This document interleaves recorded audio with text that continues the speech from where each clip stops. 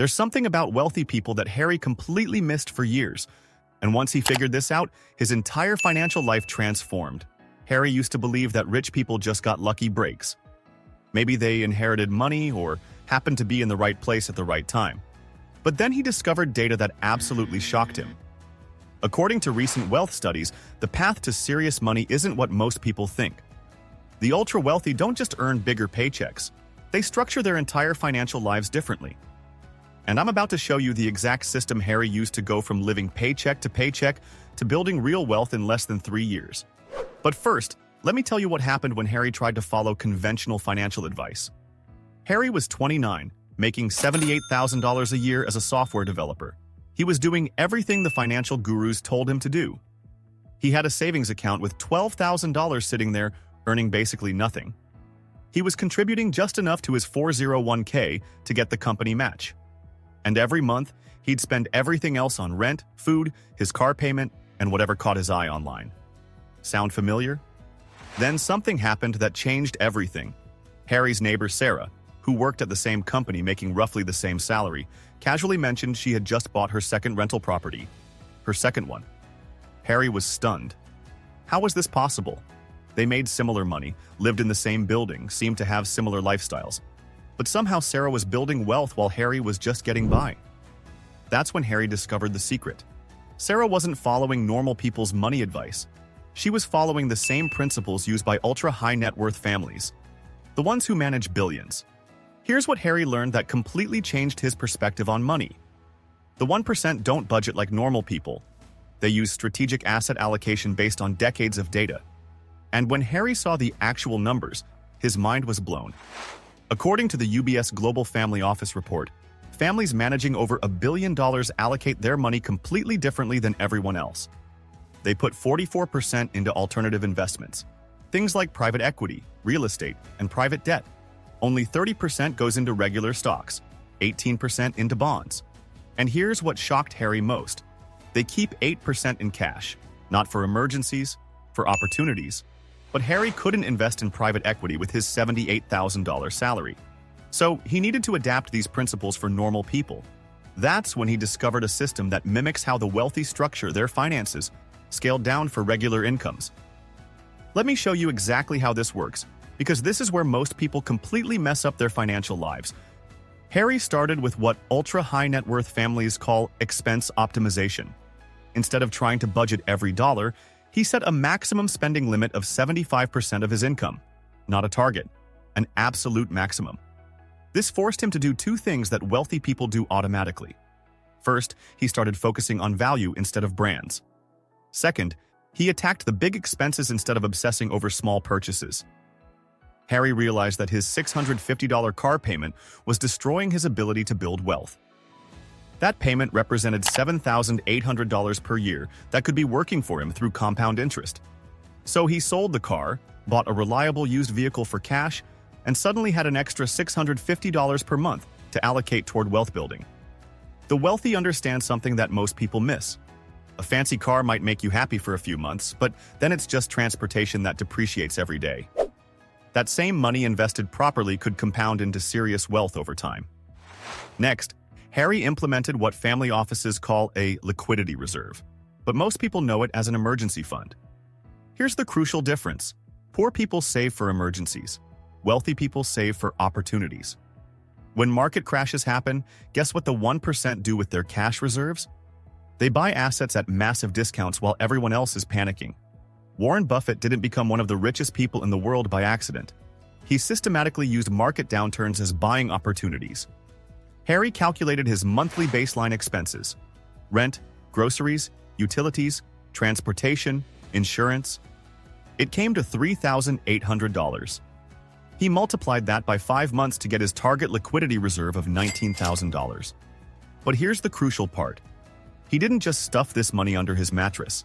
Harry opened a high-yield savings account earning 4.2% APY, the 1%. Understand that even their emergency money should be working for them. While his old bank was paying him practically nothing, his new account was generating an extra $800 per year in interest alone. But here's where Harry's transformation really accelerated. He discovered how the ultra-wealthy use tax-advantaged accounts to supercharge their wealth building. This is where the 15% allocation comes in, and it's the most important part of the entire system. Harry started maxing out his Roth IRA first. Why? Because this is the same type of account that tech entrepreneur Peter Thiel famously used to grow his retirement account to over $5 billion. The power of tax-free growth is absolutely incredible when you understand how it works. But here's what shocked Harry the most about how the 1% actually invest. They don't try to pick winning stocks. They don't chase hot investment trends. They use index funds and ETFs for the majority of their equity investments. According to the family office data, ultra-high net worth individuals allocate 26% to developed market equities and 4% to emerging markets. Harry translated this into simple index funds he could actually buy with his regular brokerage account. He put 70% of his investment money into the S&P 500 through a low-cost ETF. This gave him ownership in the 500 largest U.S. companies: Apple, Microsoft, Amazon, Google, and hundreds of others. Historical data shows the S&P 500 has averaged 8.55% annual returns since 1928 and 9.33% over the past 30 years with dividends reinvested. Harry allocated 20% to international markets through a total world stock index fund and 10% to bonds for stability, exactly proportional to how billionaire families structure their traditional asset allocation. But here's where the magic of compound interest really started working for Harry. Let me show you a comparison that will absolutely blow your mind. Imagine two people. Alex starts investing $300 per month at age 25. Jordan waits until 35, but invests $500 per month to try to catch up. By age 65, Alex had invested $144,000 total over 40 years. Jordan had invested $180,000 over 30 years, $36,000 more than Alex. But with 10% average annual returns, Alex's account was worth $1.9 million. Jordan's was only worth $1.1 million. Alex invested less money but ended up with $800,000 more. That's the power of starting early that the 1% understand instinctively. Time is the most powerful force in wealth building, but Harry's real breakthrough came when he learned how the wealthy automate everything. Decision fatigue is the enemy of building wealth. The ultra-rich don't rely on willpower, they rely on systems. Harry set up automatic transfers on payday. 75% stayed in checking for expenses. 10% went to his high-yield savings. 15% went straight to his investment portfolio. He never saw the money. He never had to decide whether to invest it. It just happened automatically, exactly like how family offices manage billions in assets. 8 months later, something incredible happened to Harry. His laptop died completely, and as a software developer, he needed a replacement immediately. A good one would cost $2,800. Old Harry would have panicked, maybe put it on a credit card, definitely stressed about money for weeks. But new Harry simply transferred $2,800 from his liquidity reserve, bought the laptop, and set up automatic transfers to replenish the account within 6 weeks. That's when Harry truly understood what the 1% know. Wealth isn't about how much you make. It's about how systematically you manage what you make. But here's where Harry's story gets really interesting. Remember that data about ultra-high net worth families keeping 44% in alternative investments? Harry couldn't buy private equity, but he could access the same asset classes through REITs, real estate investment trusts. REITs let Harry invest in commercial real estate without buying property. According to the family office data, real estate represents 11% of billionaire portfolios. Harry added a REIT ETF allocation, giving him exposure to office buildings, shopping centers, and apartment complexes across the country. Harry also discovered something called direct indexing with tax loss harvesting, a strategy that can boost annual after-tax returns by 1.04% compared to regular index fund investing.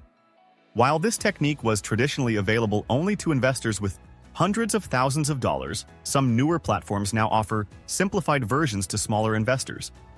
The results for Harry after 2.5 years were remarkable. His net worth had grown from essentially zero to over $47,000. His emergency fund was fully funded. His investment portfolio was growing on autopilot. And here's the best part. He was spending less time and mental energy on money management than ever before. But the real transformation was psychological.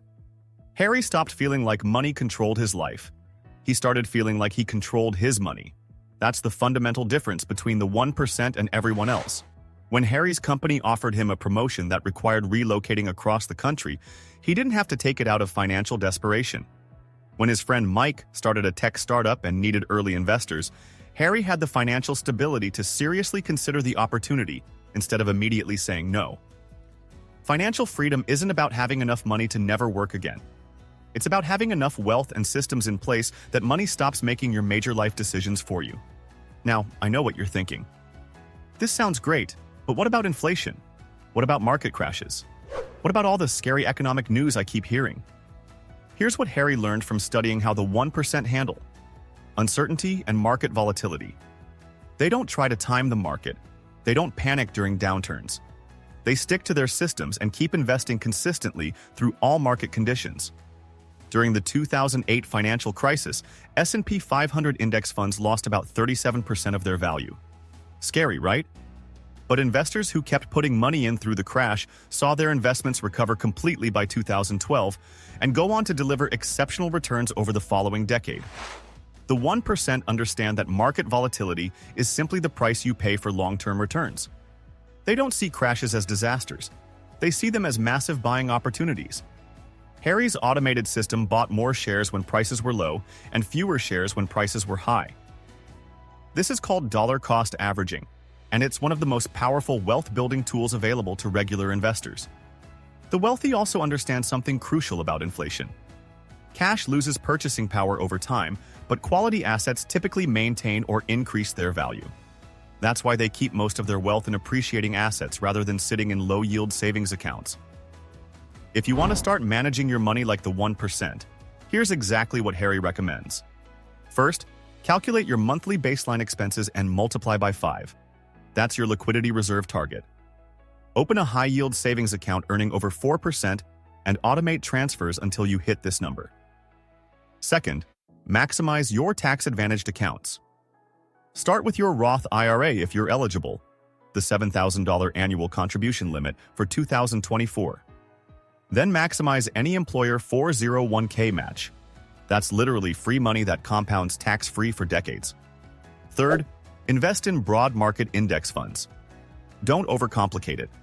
The S&P 500 total stock market funds and international index funds give you the same diversification that billionaires pay millions to achieve through private investments. Fourth, automate everything. The 1% don't rely on willpower or motivation. They rely on systems. Set up automatic transfers and let compound interest do the heavy lifting while you focus on increasing your income and skills. Remember to like this video if Harry's transformation gave you actionable insights, subscribe to Harry Bull Run for more wealth-building strategies, and comment below with your biggest takeaway from this financial freedom blueprint. The difference between the 1% and everyone else isn't luck, inheritance, or secret knowledge. It's systems, consistency, and the patience to let compound interest work its magic over decades. Harry's journey from financial stress to financial independence took less than 3 years of following these principles consistently. Your journey can start today with a single automated transfer.